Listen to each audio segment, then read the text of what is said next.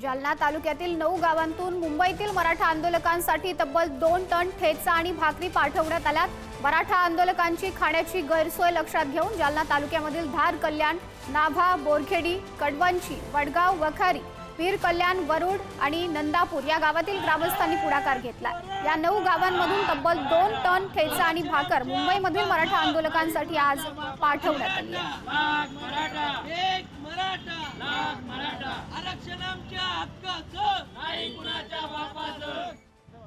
आमच्या समाज बांधवासाठी आम्ही प्रत्येक खेड्यातून शहरातून छोट्या मोठ्या प्रमाणामध्ये त्यांना या ठिकाणाहून आम्ही ठेचा भाकरी किंवा सुके जे पदार्थ आहे, चिवडा वगैरे, बिस्किट वगैरे, पाण्याच्या बाटल्या हे आम्ही तिथे पोहोचत आहोत।